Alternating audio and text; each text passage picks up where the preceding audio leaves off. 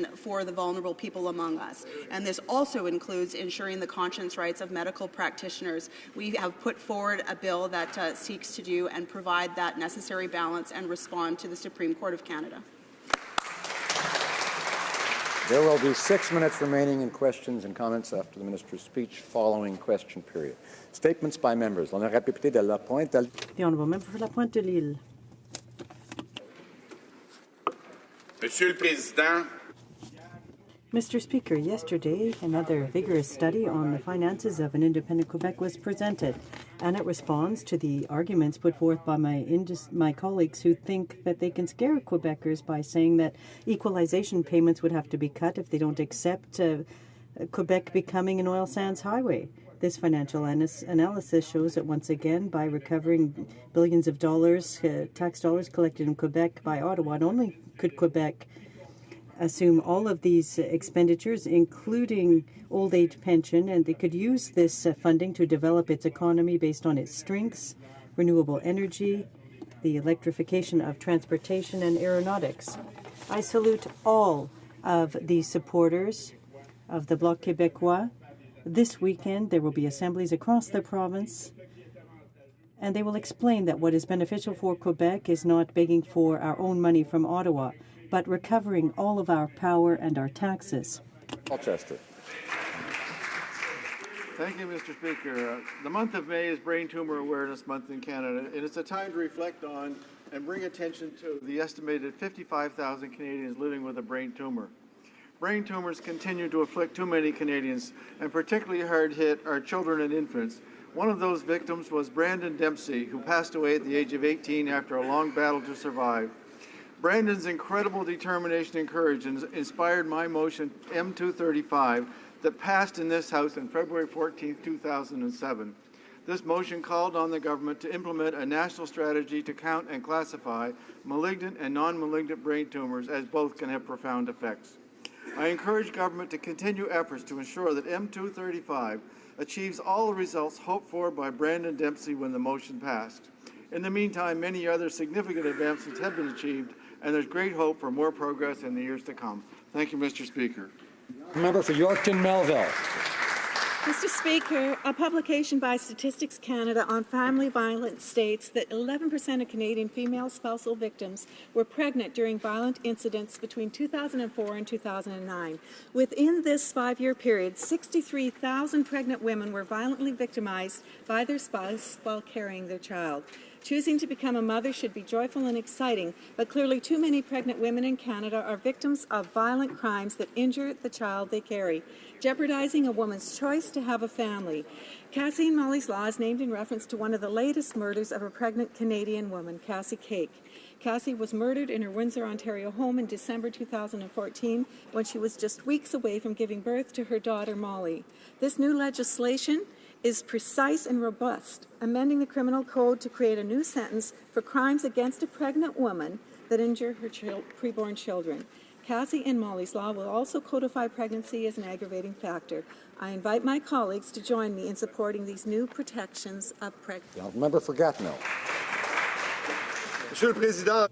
Mr. Speaker, it's my pleasure to announce that I accepted, with 11 other eminent members of the Gatineau community, to participate in the Grand Saut, Big Jump, for a great cause organized by the Outaouais Centre d'Intervention en Abus Sexuels pour la Famille. So, Mr. Speaker, anyone who wants to see their MP jump out of an airplane will see that happen after having exceeded the funding objective of $25,000. The 12 ambassadors will jump from an airplane at about 14,500 feet as a symbol of the courage that families and children need to show to deal and cope with life after sexual abuse. And these jumps will take place on May 22nd and 28th. The funding collected will help us, 2 new groups of children, for children who are victims of sexual abuse, and one may be set up for children who are victims of cyberbullying in a sexual context. I want to thank the Honourable Member for Drummond. Thank you, Mr. Speaker. I'm happy to rise in the House today to underscore an important event that will take place across Canada, the Canadian Cancer Society Relay for Life. And I'd like to invite my fellow citizens to register for this unique event that will take place in Drummondville between 7 p.m. and 7 a.m. on June 4th and 5th at the Saint-Jean-Baptiste Recreational Community Center. I'd also invite people to mobilize to gather and collect funding for research on cancer. Please go out and buy some candles that will be set alongside the route of where people are walking to light it. I'd like to take this opportunity to thank the Stéphane Theroux and Nathalie Theroux, honorary president and president of the organizing committee, as well as all of the organizers. Participate in this rewarding experience. Please join us. It's an event not to be missed. Egmont. Mr. Speaker, on the morning of May the 14th, 2015, Captain Michael Ant and his fellow members of the Muscush Volunteer Fire Department were called to an emergency scene in Western PEI. Afterward, while returning to his day job, Mike was killed in a single-vehicle accident. His death was the direct result of a medical condition, and he was considered to have died in the line of duty owing to the strenuous work of emergency response. Mike served as a volunteer firefighter for most of his adult life. He had also become involved in volunteering with youth and helped to found the department's junior firefighter program. In many Canadian communities, emergency response is handled in large part by volunteers like Mike Galland. Their hard work and sacrifice serves to keep Canadians safe, as we have seen so clearly from the astounding efforts of firefighters in Fort McMurray. Tomorrow, Mike will be remembered in a public ceremony at the Muscush Fire Hall. In the fall, he will be honoured with a service at the National Firefighters Memorial here in Ottawa. By his family and by his community, he is dearly missed. The honourable member for Oshawa.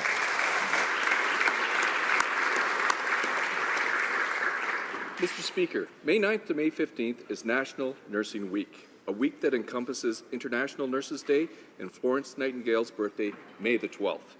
The Canadian Nurses Association is the national professional voice for registered nurses. The theme this week, or the theme this year for National Nursing Week is Nurses with you every step of the way. It's an honor for me to rise in the House today to recognize the vital contributions that nurses make in the health and well-being of all Canadians, both across Canada and in my hometown of Oshawa.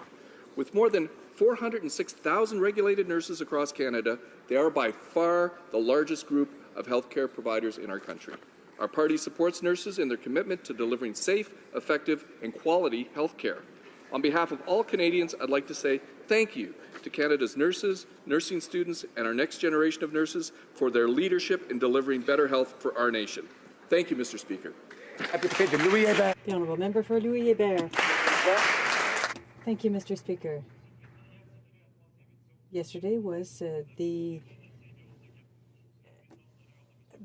Mr. Pierre Olivier organized an event in my riding, and it brings in a lot of young artists in my riding. People from the Marie Volée Professional Design Center, and I want to underscore the significant contribution in this area. For some 31 years, this enables lots of young people aged 12 to 18 to participate in activities that are organized in a healthy environment. They can participate and they learn about all kinds of values. They become, as a result, active, responsible citizens in the community. I want to thank the Maison des Jeunes in Cap Rouge for their dedication and commitment, and especially Mr. Michel Boissin, who's been the coordinator for many years and who is doing an excellent job. Thank you very much. Thank you, Mr. Speaker. During the month of May this year, Tamil Canadians mark the 7th anniversary of the end of the very tragic and traumatic events that took place in Sri Lanka. Leading up to May 19, 2009, tens of thousands of people lost their lives. Many Tamilian Canadians, including those living in my riding of Nepean, lost family members during the violent events which have left a painful and indelible scar in our hearts. It's also a chance to reflect on the root causes of the conflict and work towards a better future for their entire people. Let us never forget what happens to Tamil people during this tragic part of their history. This will be a constant reminder for us to help Tamilians in their struggle to recover from this tragedy and to do whatever possible to prevent this from happening again. Thank you, Mr. Speaker. The honourable member for Barrie, Springwater, Oro-Medonte. Thank you, Mr. Speaker. As most of us know, last week was Startup Canada was in Ottawa for their Day on the Hill. Startup Canada is a grassroots organization that represents 22 startup communities and over 120,000 individual entrepreneurs. And what's better, they achieve this through volunteers and private capital.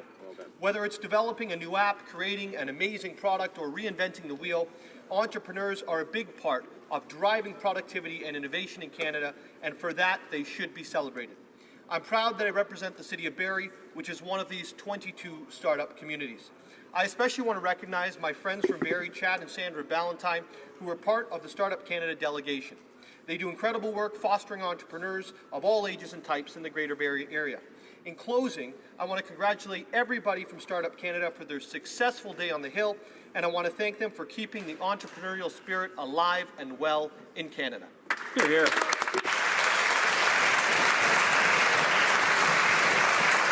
The honourable member for Labrador. Thank you, Mr. Speaker. I rise today to address the ongoing economic challenge in my riding. The town of Wabush, founded on iron ore mining, but with low global commodity prices, the company operating to mine Cliffs Natural Resources entered bankruptcy protection. While this may be an unavoidable circumstance in a free market economy, what has happened to the pensioners should not be unavoidable. The Companies Creditors Arrangements Act protects creditors. It gives them the confidence that they won't lose their investment. However, in the case of Wabush, the company's underfunded health and pension plans were left to languish while the company liquidated assets for its creditors. Pension funds should not be allowed to be so terribly underfunded, nor should profitable companies be allowed to abandon their negotiated obligations to the very workers that made them profitable. We need to act now to protect Canadians who worked their whole lives to build our companies and build our communities. Thank you, Mr. Speaker. The Honourable Member for La Prairie. Mr. Speaker, during this week's 95th Annual Assemblies of the Union of Municipalities of Quebec, I'd like to take this opportunity to underscore the remarkable contribution being made by the municipal communities to the Canadian economy. Having been councillor myself in La Prairie in Saint-Philippe, I understand the essential role that municipalities play in delivering services to citizens. Working often in the shadows, they are often on the front line for the various levels of government. It takes events like the one that occurred in Lake Megantic and in Fort McMurray to realize just how strong and supportive municipalities are and how we can count on them to achieve the impossible. That's why I want to pay tribute to the various elected officials and stakeholders from the municipal community across the country. I want to thank them, more specifically those from the 7 municipalities in my riding, for the exceptional work that they do. Thank you, Mr. Speaker. Cypress Hills Grasslands. Mr. Speaker, tomorrow will mark 8 years of imprisonment for 7 innocent Baha'i religious leaders. Their only crime is freely practicing their faith in Iran and serving the needs of their fellow believers. On May 14, 2008, morning raids tore these innocent men and women from their homes and families and began a long 8-year charade of false charges, legal delay, and blatant disregard for Iran's own penal code. In fact, these innocent men and women are now well overdue for conditional release, but the regime continues to ignore international voices as it pursues its long-standing cradle-to-grave persecution of the Baha'i minority. Tomorrow's day of outcry is an attempt to change that. The case of the Baha'i 7 is just one more example of Iran's total disregard for the rule of law and the fundamental rights of their own people. I encourage all members to add their voice to mine and countless others around the world when we declare that enough is enough. It's time for the Iranian regime to adhere to their own laws and to release the innocent Baha'i 7 immediately. The Honourable. Mr. Speaker, I am honoured to rise today to congratulate the Minister of Democratic Institutions and the Government House Leader for the motion to begin our national discussion on electoral reform. Our government is continuing to fulfil its pledges to Canadians to strengthen and to modernise our democratic institutions. I want to congratulate the ministers for having proposed that all parties in the House, including the Green Party and the Bloc Québécois, participate in these discussions in order to modernize and reform our democratic institutions. It's vital that all parties in the House and all Canadians and communities have an opportunity to speak to this very important issue. It's time to remind Canadians that they are masters of their destiny. Modernizing our voting system will give us all an opportunity to have more influence over the future of our country. Let's take steps so that 2015 is the last first-past-the-post election. Thank you. For South Okanagan, West Kootenay. Mr. Speaker, this year marks the centennial of the Migratory Birds Convention Act, a landmark piece of legislation that was the beginning of effective conservation efforts in North America. And Saturday is International Migratory Bird Day, celebrating one of the most spectacular events on Earth. We talk a lot about Canada's exports in this House, but one of our greatest exports is birds. Each year, over 3 billion birds are produced in Canada to fly south and spend the winter in warmer climes. They return in spring to our vast forests, our long summer days, and our generous supply of insects. Bird populations are literally the canaries in the coal mine for environmental health.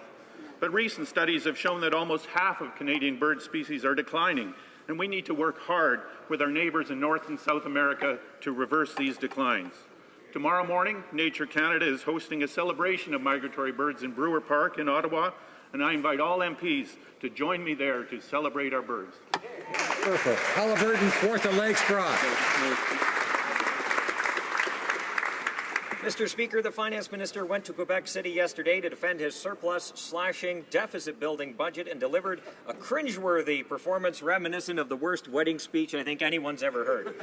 Let's just say he shared a little bit too much information.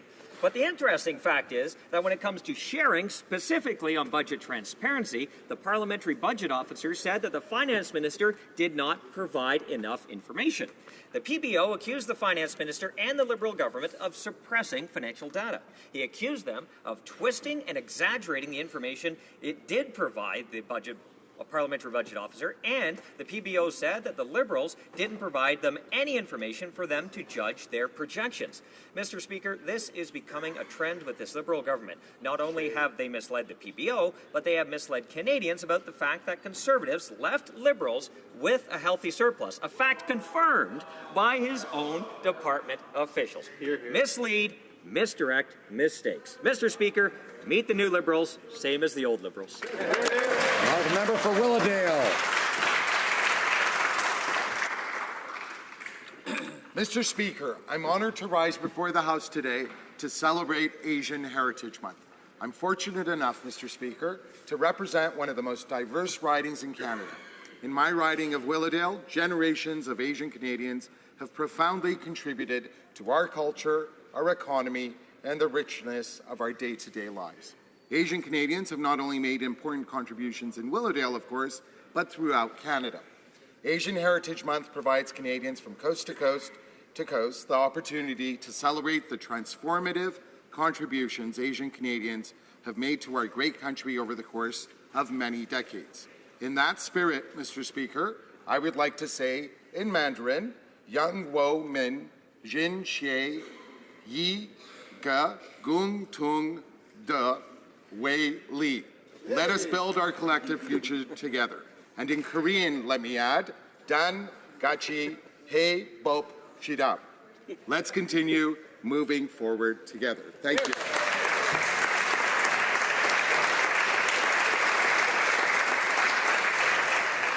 What he said. Oral questions, questions orales. The honourable member for Regina Capel. Mr. Speaker, yet another broken promise from the Liberals. Just yesterday, the President of the Treasury Board said, quote, "We want to make it absolutely clear that we are ending the ability for any government to use tax dollars to fund what are partisan or quasi-partisan ads. Rules include the advertising must be, quote, devoid of any name, voice, or image of a minister, member of Parliament, or a senator." And yet, in the same breath, they are defending a video that stars the Prime Minister. Why would the Liberals break their own rules for the Prime Minister's special vanity advertising project? The Honourable Minister of Small Business and Tourism. Thank you for the question, Mr. Speaker. During the election campaign, we promised to change the way that the government does advertising. We committed to eliminating partisan government advertising and to modernize its communications. Yesterday, and this is good news, yesterday the Government of Canada took another step to make government more open, more transparent, and accountable. The policy announced yesterday relates to paid advertising. This video is not paid advertising. Destination Canada's social media marketing campaign is in line with the government's new policy. We are proud of the role that Destination Canada plays, their partners and tourism industry stakeholders played in stimulating economic growth. Thank you, Mr. The honourable member for Regina Capel. Mr. Speaker, they should probably stop listing their campaign promises because it's just reminding Canadians that they keep breaking them. Would they really have us believe that a Crown Corporation used no taxpayers' dollars to create this advertisement? Apparently the new rules don't apply to this Prime Minister. The Liberals are the masters of do as I say, not as I do. When will the Liberals apply the new rules to the Prime Minister's puff piece? Honourable Minister of Small Business and Tourism. Thank you for the question, Mr. Speaker. We are proud of the work that Destination Canada does. Their partners and tourism industry stakeholders play in stimulating economic growth. For the first time in over a decade, overnight visitors to Canada increased by 7.5%, outpacing the international growth of 4.4%. These visitors spent $16.8 billion while in Canada, contributing to the livelihood of over 190,000 small and medium-sized tourism businesses and supporting over 637,000 jobs. The tourism industry is important for economic growth. We support tourism. Thank you. The member for Carleton knows we all appreciate good humour, but he should save it for when he has the floor. The honourable member for Regina Capel. Mr. Speaker, the Liberals just can't stop breaking their own promises. The very day that they announced new rules to keep politicians out of government ads, they broke the rules with the Prime Minister's own vanity project. The arrogance and hypocrisy of this is just astounding. Will the Liberals pull this government-funded advertising, or are they still entitled to their entitlements? The Honourable Minister of Small Business and Tourism. Thank you for the question, Mr. Speaker. Yesterday, our government took another step for a more open and transparent government by delivering on our commitment to eliminate partisan government advertising and to modernize communication. The policy announced yesterday relates to paid advertising. This video is not paid advertising. We are proud of the work that Destination Canada does. We are excited to welcome people from around the world, especially the U.S., for our 150th celebrations next year. Everyone is welcome to come visit Canada. Thank you, Mr. Speaker. The Honourable Member for Louis Saint Laurent. Mr. Speaker, once again, this government has expressed great principles, but they're not following them at all. Yesterday, the President of the Treasury Board tabled new regulations to prevent elected officials from being present in government advertising, and here the Prime Minister is the first to break the new rules. Destination Canada is a Crown Corporation. They put together this video with the Prime Minister. Could the government recognize that once again they have broken a promise they made to Canadians? Small Business and Tourism. Thank you for the question, Mr. Speaker. Destination Canada's social media marketing campaign is completely in line with the new government's policies. We are proud of the role that Destination Canada plays, their partners and tourism industry stakeholders played in stimulating economic growth. For the first time in over a decade, overnight visitors to Canada increased by 7.5%, outpacing international growth of 4.4%.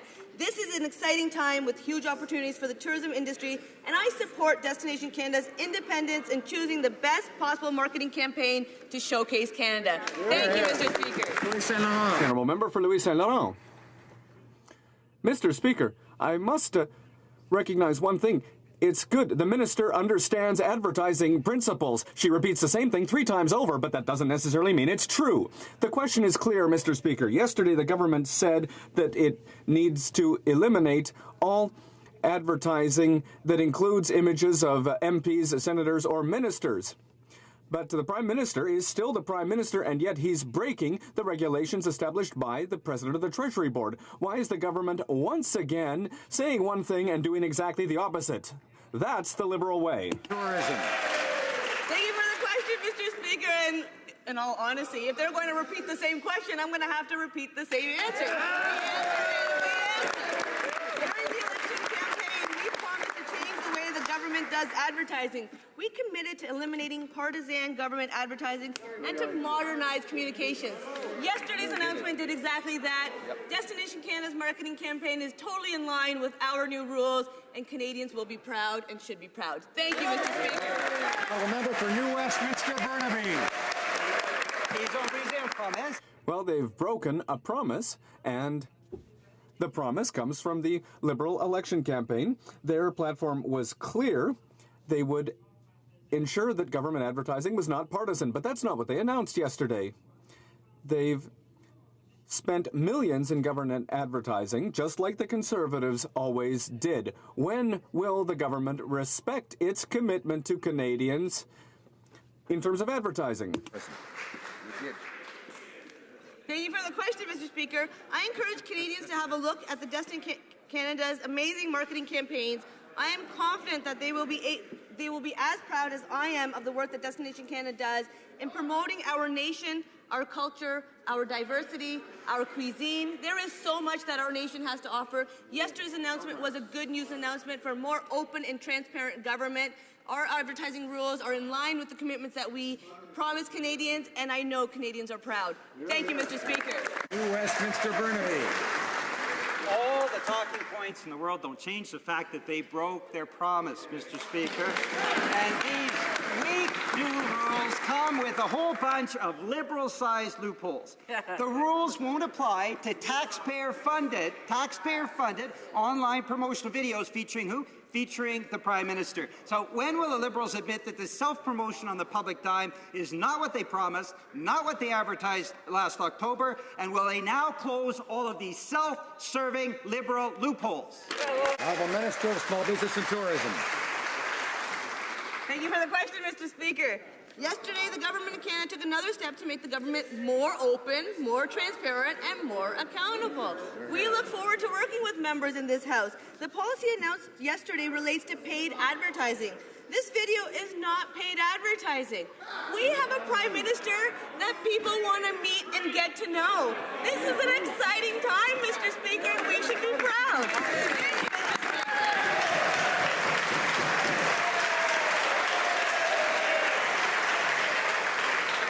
I want to remind the member for New Westminster Burnaby that when he asks the question, it's important to also listen to it. The honourable member for Salaberry-sur-Loire. Mr. Speaker, the Liberal government has approved today the sale of Rona to the American company Lowe's. The guarantees obtained by the minister are problematic, however. One of the conditions is to maintain a high level of employment here, and that means nothing. Are jobs in danger here? How many jobs are we expecting will be lost in Quebec? The Honourable Parliamentary Secretary for Economic Development. Thank you very much, Mr. Speaker, and I would like to thank my honourable colleague for her question. Today, I should say, the Minister has given his approval for the sale of Rona to Lowe's. Our government is very happy that businesses like Lowe's continue to invest in Canadian businesses. And we know very well, Mr. Speaker, that the development of a more innovative Canada cannot be done without the presence of competitive Canadian businesses which participate in the world value chain and which contribute to growing our economy. The honourable member for Salaberry-sur-Loire. The government is not very reassuring. I'll say this again. Lowe's said when they bought, they're repeating what Lowe's said in their offer. However, we need firm conditions. Can the minister not take additional efforts and explain what job protection assurances they have received? Could they not make their analysis public? Mr. Speaker, this is a good opportunity to let the honourable colleague know that all of what conditions were required with the sale. First of all, the headquarters will remain in Boucherville in Quebec. We will maintain the important role of Canadians in management at Rona. We will maintain a high level of jobs in business in Canada, and we will maintain the name Rona, and we will give local businesses the opportunity to provide products to Lowe's and Rona across Canada. Mr. Speaker, if the Prime Minister believes that his amazing and innovative new consultation process will win the consent of the people to change the voting system in this country, he should have no trouble winning a referendum on his plan.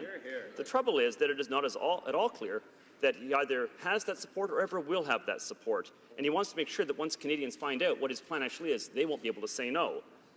The new voting system needs the democratic consent of Canadians, or else, by definition, it is not democratic. So, why won't the Prime Minister hold a referendum? Honourable Parliamentary Secretary to the Minister of Democratic Institutions. The opposite has proposed no ideas. The reality is I don't know what they would hold a referendum on. When we look at the last election and we look at the problems the Canadians saw with our democratic systems, the scandals in the Senate, the disenfranchisement from the Unfair Election Act, the scandals that happened with violations of the Elections Act. That's why they lost. That's why Canadians said this had to be the last time that we saw those kind of violations, and that we needed a new system of governance, that we needed to modernize our system. That's exactly what we're going to do. I engaged them in this. I asked them to participate in finding that better way, that better system. The honourable member for Lanark, Frontenac, Kingston. So, Mr. Speaker, if I understand the first part of the Parliamentary Secretary's response, he's saying that there will never actually be a proposal unless the opposition parties come up with it, and the government will not actually be coming forward with any proposal ever. That will be a problem, Mr. Speaker. But let me suggest an alternative narrative. There's a process to design a new system designed by the Liberal PMO. The timeline is controlled by a Liberal minister. The proposal for whatever is approved will be done through the Liberal majority on the committee. The outcome will be decided by the Liberal cabinet. At some point, Canadians should have to say, why can't Canadians vote yes or no on the Liberal proposal, which will come eventually via a referendum?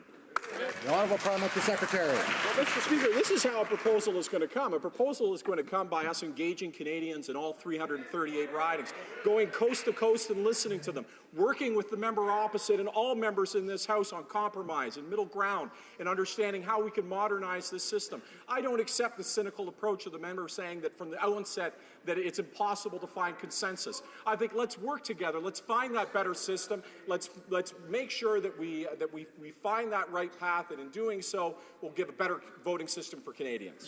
Member for Banff, Airdrie. Well, Mr. Speaker, I don't think the media believes it's built on compromise and middle ground. Let's go over some of the comments that have been made on the Liberal plans to change the way the Canadians vote. National Post columnists say the minister is adrift in a sea of platitudes, and also that the Liberals were on top of their game with electoral reform doublespeak. And the Globe and Mail says it's built for Liberal control. Can the Liberals just cut the charade and answer the question? Will they give Canadians a chance to have a say in a referendum, yes or no? The Honourable Parliamentary Secretary. Mr. Speaker, I've been very clear that the consultation process that's going to happen is going to reach out to every corner of this country.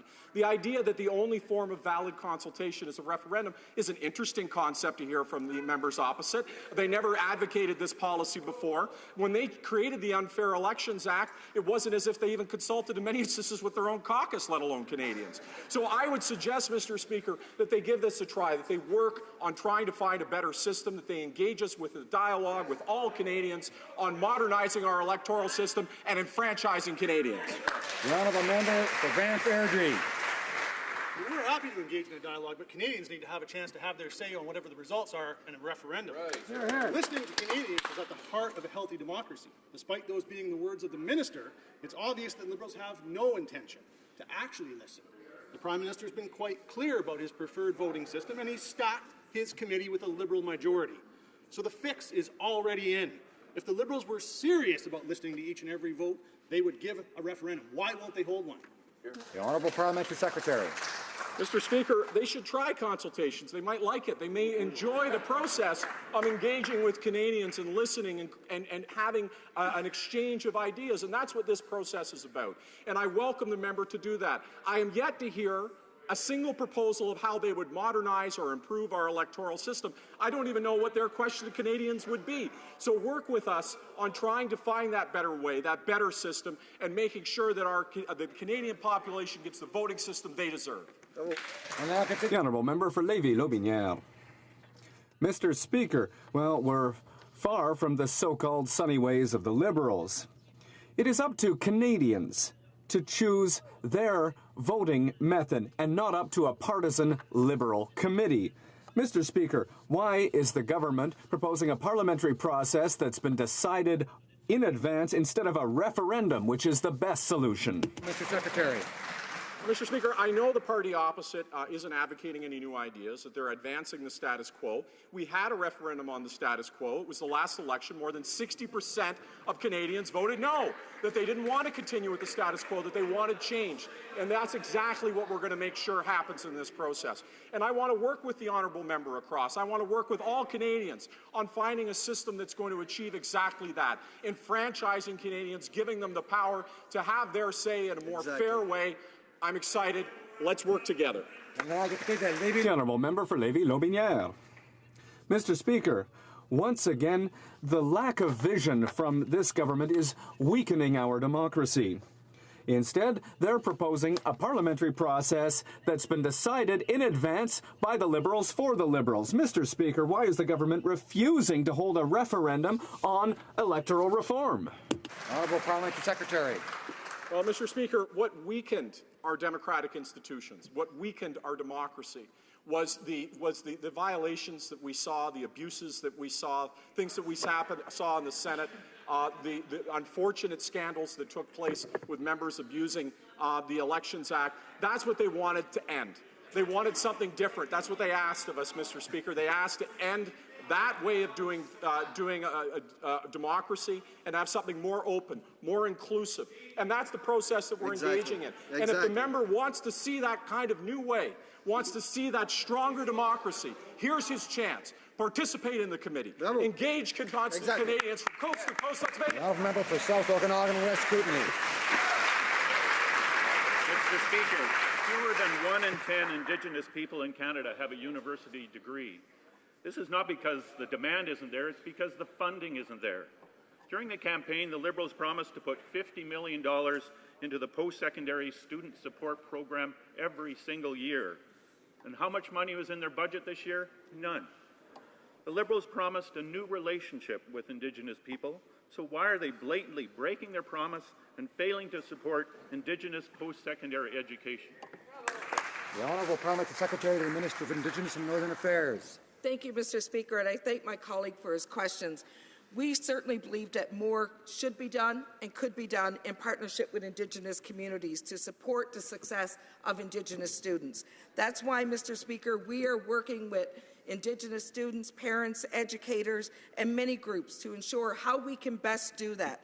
We have applied many resources and supports to help post-secondary Indigenous students across this country. We're going to continue to do that because we believe that our Indigenous young people are worth investing in, and as Canadians, we will be investing. Member for Desnethie, Mississippi, Churchill River. Mr. Speaker, yesterday the Minister of Health told the House that she is, quote, working toward a plan to increase access to mental health services. Mr. Speaker, this is the time for action. Does the Minister not understand people in my community of La Loche, in Cross Lake, and so many other communities don't need work on a plan? They need mental health care workers now. Will the Liberals immediately provide the necessary mental health workers for La Loche and Cross Lake? Thank you. Parliamentary Secretary to the Minister of Health. Thank you, Mr. Speaker. Mr. Speaker, our government is committed to closing the gap in health outcomes for First Nations and Inuit Canadians. In Budget 2016, we outlined our historic investment of $8.4 billion to improve the socioeconomic conditions of Indigenous people and their communities. We're investing more than $270 million this year to support the mental wellness needs of First Nations and Inuit communities, including mental health promotion, addiction, suicide prevention, and counseling. Thank you, Mr. Speaker. Honourable member for Moose Jaw Lake Centre, Lanigan. Mr. Speaker, Sergei Magnitsky was a lawyer who, after accusing Russian officials of theft, was arrested and tortured in prison. He later died in that very prison. Since that time, the United States has passed a law seeking justice for Mr. Magnitsky. In Canada, such a law was adopted by all parties until yesterday. Mr. Speaker, why is the Minister of Foreign Affairs breaking a Liberal campaign promise in opposing justice for Sergei Magnitsky? The Honourable Minister of Foreign Affairs. Mr. Speaker, I suppose that one of the reasons the previous Conservative government never did what the member is now asking for was because they knew that the Immigration and Refugee Protection Act already has the power to ban these individuals from entering into Canada. So why the government did not say that at that time? It was the truth, and they hid it. Honourable member for Moose Jaw, White Centre, Lanigan. Mr. Speaker, yesterday in a complete show of bipartisanship, the Conservative member for Selkirk Interlake Eastman stood shoulder to shoulder with both the current and former members from Mount Royal. Erwin Kotler, a man who garnered much respect from both sides of the aisle throughout his career, said, and I quote, "It is now the responsibility of this government to adopt this legislation." Mr. Speaker, why is the Minister of Foreign Affairs listening to the advice from Vladimir Putin instead of Erwin Kotler? Honourable Minister of Foreign Affairs. Mr. Speaker, by a matter of fact, this government increases sanctions against Russia if you compare with the former government.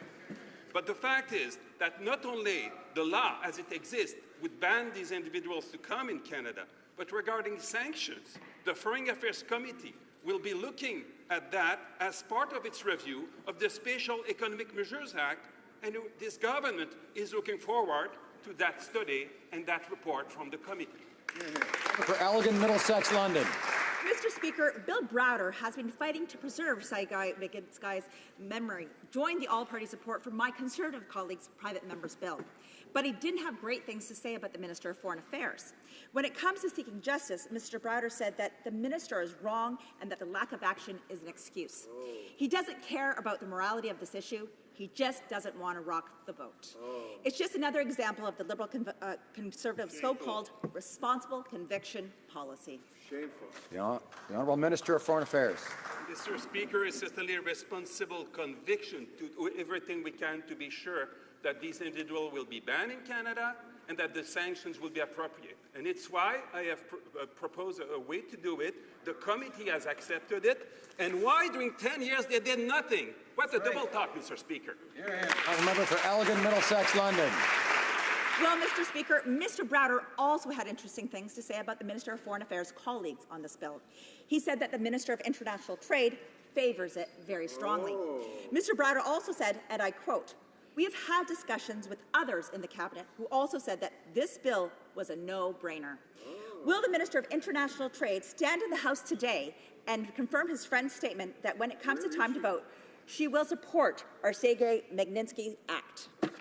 Minister of Foreign Affairs. It's very interesting, Mr. Speaker, that when the House had to vote on this issue a year ago, the government insisted that the word explore was in the motion.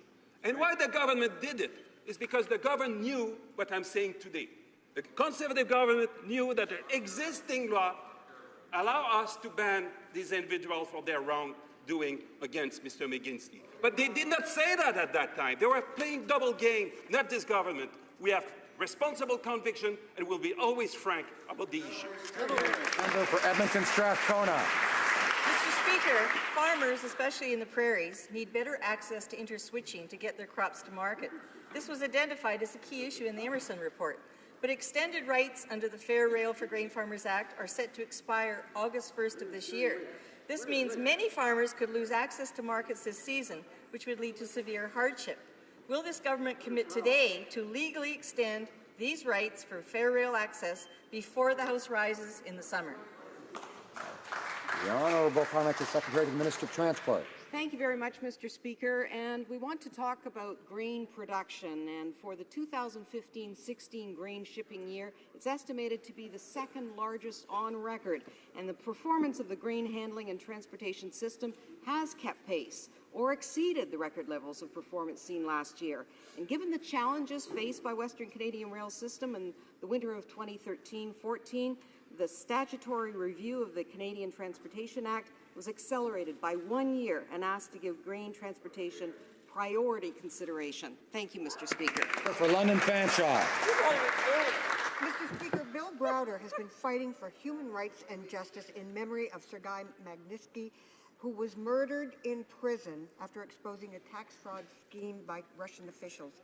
The Liberals promised a Magnitsky Act. Now they're refusing. Browder says Liberals are giving the same old excuses he's seen in so many countries, and our Foreign Affairs Minister is, quote, wrong. How can the Liberals keep claiming Canada is back while they break their promises and cast serious doubt on their commitment to upholding human rights? Honourable Minister of Foreign Affairs. Speaking of breaking promise, the MP from London Fanshawe has a lot to explain in her writing, but let's answer about Magnitsky case. To ban, there are two issues here. To ban the individuals and the sanctions. On the first point, foreign nationals and their family members who are involved in human rights violations cannot enter Canada under the Immigration Refugee Protection Act. Okay? Second, regarding sanctions, the Foreign Affairs Committee will be looking at that as part of its review of the Spatial Economic Measures Act and the government. The honourable member for Fredericton. New Brunswickers and Canadians across the country want to help the people of Fort McMurray and northeastern Alberta who are still suffering from the tragic forest fires. With base Gagetown in the riding I represent, I'm reminded daily that the women and men of the Canadian Forces are no exception. Can the Parliamentary Secretary to the Minister of National Defence update this House on the contributions being made by the Canadian Forces to the firefighting effort? Parliamentary Secretary. I want to thank the honourable member from Fredericton for his concern and his question. Aid to civil authority is one of the key responsibilities of the Canadian Forces. The Joint Task Force transported 367 evacuees to safety and 173 firefighters in and out of the affected area. The Air Task Force conducted 1 search and rescue mission, 8 reconnaissance flights, and 8 night surveillance flights. I want to thank the men and women who took part in this effort, and I'm happy to say that they all returned safely.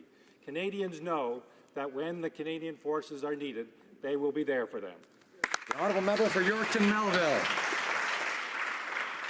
Mr. Speaker, Canadian veterans are Canadian heroes, and they and their families take great interest in the changes to legislation that provide them with the benefits that they deserve.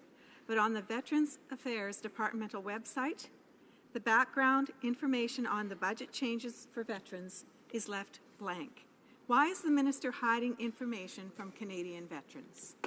Honourable Parliamentary Secretary to the Minister of Veterans Affairs. Thank you, Mr. Speaker, and I thank the honourable member for I know that she cares about veterans, and I know that she wants to make it better for all veterans, and this should be a non-partisan issue, something that we all can work together on to make things better for our veterans.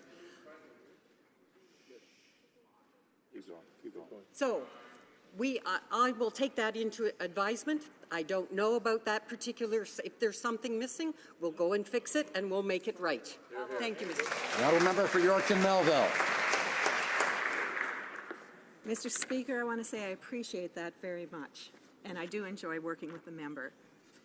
Mr. Speaker, there is an expectation by Canadians that changes to legislation are explained and available online through the Parliament of Canada website. However, for the legislation to implement the budget changes for veterans, no background information is available. Can the Minister of Veterans Affairs explain why this key information is being kept from Parliament and not disclosed to the veterans it affects? Honourable Parliamentary Secretary. Mr. Speaker, as I already indicated, I don't know about that particular issue. I don't have an answer for you right now, but I believe that that kind of information is needed. We do need to share it. I will go and look into it, and I will bring an answer back to this House. Thank you very much, Mr. Speaker.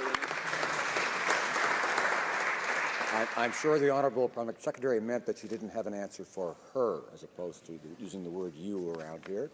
The Honourable Member for Caribou, Prince George. Mr. Speaker, yesterday the Minister of Trade rose in this House not to offer solutions or an update on the progress of a new softwood lumber agreement, but to pass the buck, point fingers, and try and assign blame away from their mismanagement of this file. When will the Liberals take responsibility for Canadian jobs and bring home a new softwood lumber agreement? The Honourable Parliamentary Secretary to the Minister of International Trade. Mr. Speaker, I thank the honourable member for his question. Mr. Speaker, we're within the 100 days to find a framework with our American partners on softwood lumber. The issue remains a very important priority for this government.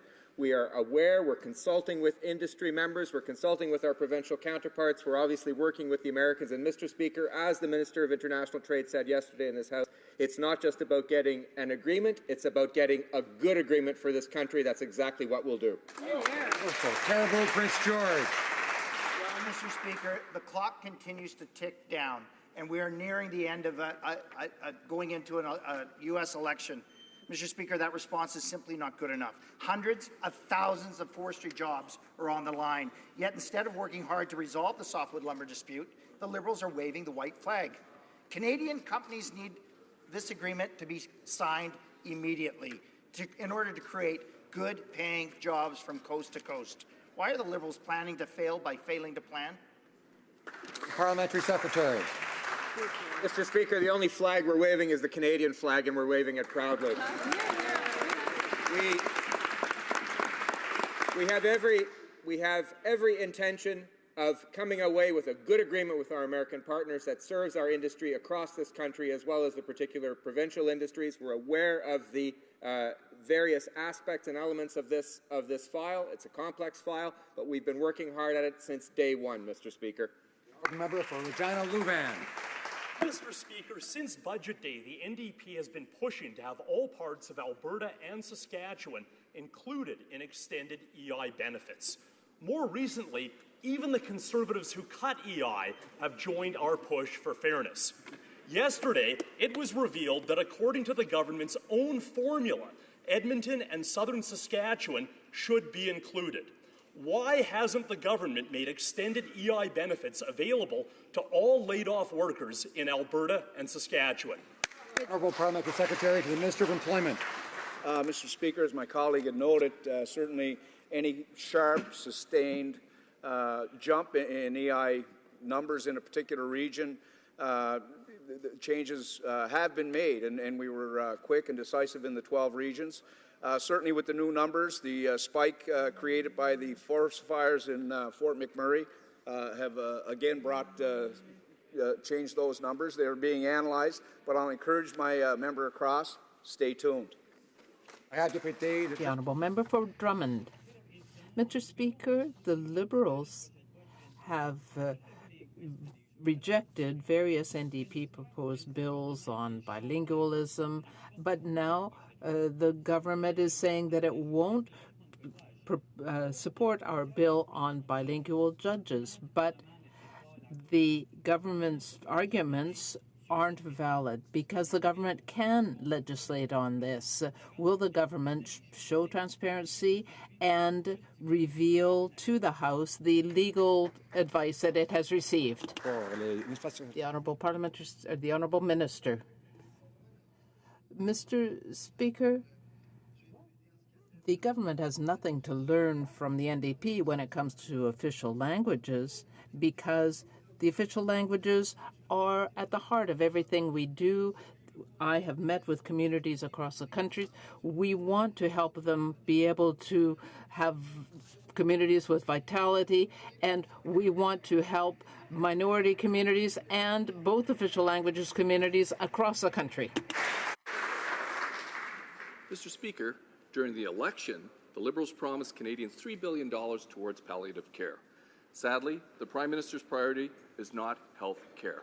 Zero new dollars in their budget for health, and the $3 billion for palliative care has become another broken Liberal promise.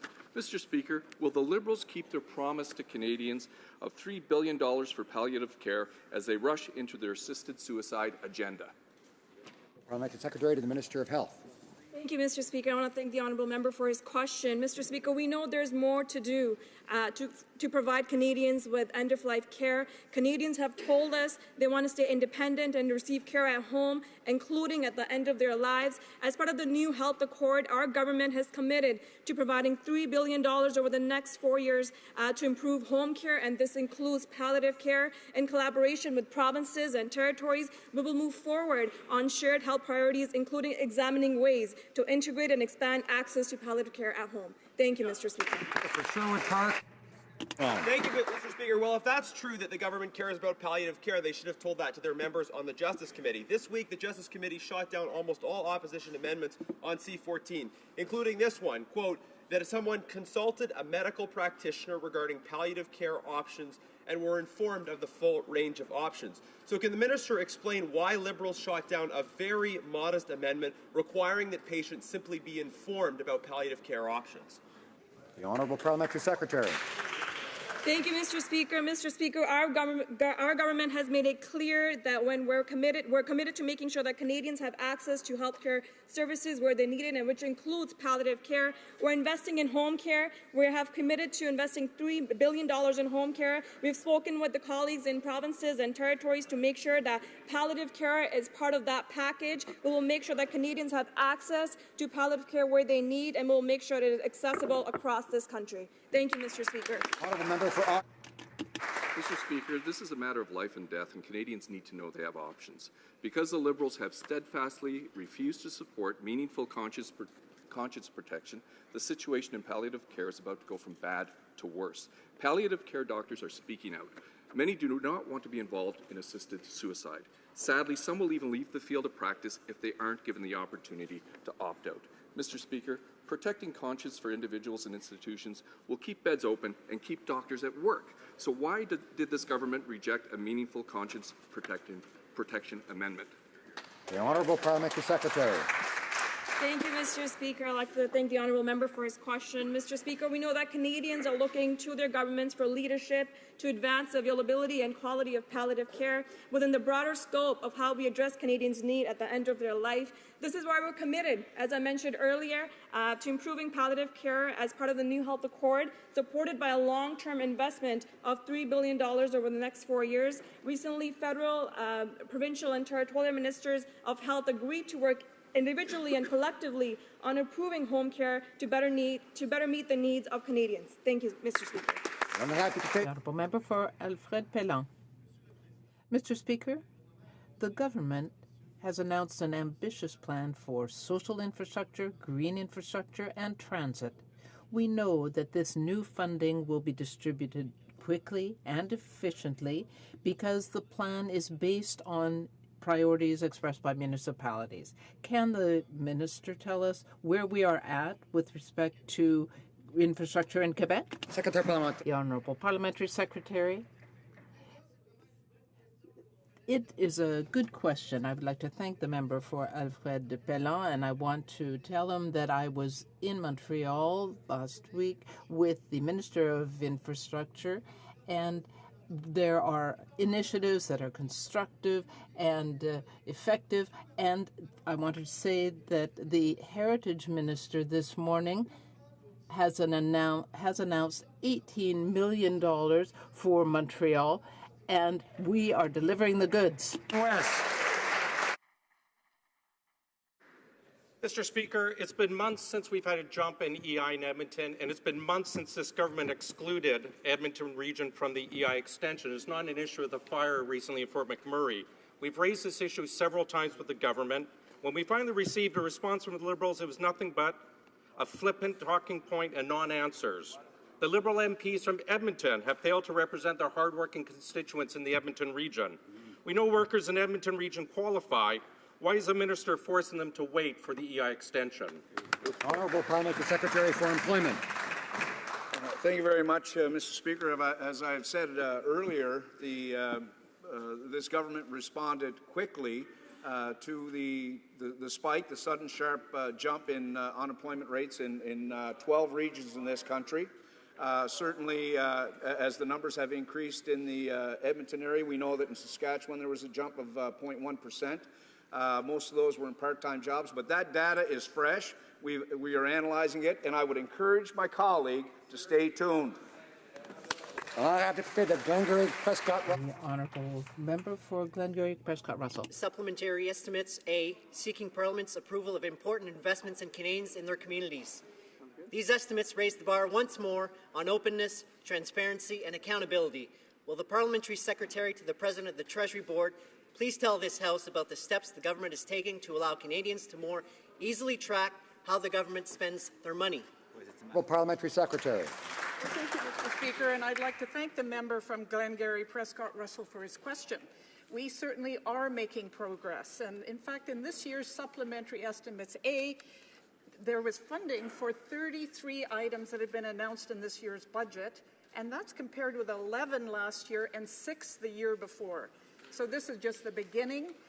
We look forward to working with all parliamentarians to better align the budget and the estimates processes to provide Canadians with far greater transparency and openness in government spending. Member for York Simcoe. It looks like the Liberal war on history is going according to plan. First, they ordered the Citizenship Guide to be rewritten so that new Canadians would learn less about Canadian history. The government then announced that Confederation and Canadian history won't be themes of the 150th anniversary of Confederation. Now we've learned that Canada's only museum fully dedicated to Confederation is being shut down due to a lack of federal support. This on the very eve of the 150th anniversary of Confederation. Why this ruthless Liberal war on history? The Honourable Parliamentary Secretary. Mr. Speaker, my colleague always says something to make us laugh, but the Liberal government has always considered history to be essentially because it tells us who we are and it tells us where we are going. We want to build a stronger Canada. And we also want to celebrate Canada. And this is why we are going to have major celebrations for the 150th anniversary of Canada throughout Canada. The Honourable Member for Joliette. Mr. Speaker, well, the Minister has just authorized the acquisition of Rona by Lowe's. He alone had the power to turn Lowe's commitments into legal obligations, but he didn't do it. He just accepted what the American giant said, and there's no legal value there. That's the situation Quebec is in Canada. Protection for our economy depends on decisions by someone from Toronto who isn't taking his responsibilities. So I would like to know why the government isn't turning those obligations into legal commitments. Mr. Speaker, with all due respect, I would just say that we have clear commitments. Lowe's has made clear commitments with respect to Rona. The headquarters will remain in Boucherville. Canadians will continue to hold executive positions, and Canadian suppliers will be able to sell to Rona, but also to Lowe's in the U.S. and around the world. The Honourable Member for Montcalm. Mr. Speaker, the Minister for Democratic Institutions wants to change the democratic ground rules with no referendum because she said that comes from the 19th century, so it's outdated. She says she feels justified in changing the rules of the game because that's part of the Liberal platform. According to that logic, Quebec would be justified in gaining independence without a referendum, making the Clarity Act null and void. What does the minister intend to do? Will he put the Clarity Act in the garbage? The Honourable Parliamentary Secretary. Be participating in the process, in the all-party process. It's going to have an opportunity to travel with the committee and pose questions. And we've gone further than our normal committee process in ensuring that parties that are not recognized as parties in this House are included, because we feel that the voice of the Bloc, the voice of the Green Party, is incredibly important to have at the table. That's why we've taken that measure. I look forward to that dialogue. I look forward to working on that with that member to modernizing our electoral system. The Honourable Member for Montcalm. Mr. Speaker, well, this reform is getting off to a very bad start by this government with its parliamentary majority, but this issue shouldn't be partisan. Changing the voting system is not just an issue to be discussed by experts and parliamentarians. The people of Canada need to decide. So why does this government feel it is legitimate to impose a new voting system when it only got 40% of the popular vote in the last election? And Mr. Speaker, I couldn't agree more with the member that this process shouldn't be partisan and that we need to work across the aisle to find compromise and work together. But the fact of the matter is more than 60% of the Canadian population said the status quo wasn't going to work. And what I would ask members is to start coming up with ideas. That it's not enough to just say that they want the system to stay as it is. Canadians haven't accepted that. They say that they want our institutions to modernize. So be part of that process. Give us ideas. Make sure that we are able to change the system so the Canadians are enfranchised and their voices are heard. Absolutely. L'honorable ministre, le Revenu national se lève pour son point. The honourable minister is rising on a point of order. Yes, on a point of order. In accordance with my answer to the member for Burnaby New Westminster, my comments were not reported accurately. In my answer, I referred to legal proceedings underway before a civil court, with respect to KPMG, and I wanted to correct those comments. Thank you, Mr. Speaker. Merci, l'honorable ministre, pour avoir corrigé. I thank the honourable minister for having corrected the record. Dépôt de document. L'honorable Tabling of documents. de la ministre. The honourable parliamentary secretary to the Minister of Indigenous and Northern Affairs. Mr. Speaker, under provisions of Standing Order 32-2, I have the honour to table in both official languages copies of the 2008 to 2011 biennial report of the Implementation Committee for the Nunavik Inuit Land Claim Agreement. Dépôt de projet de loi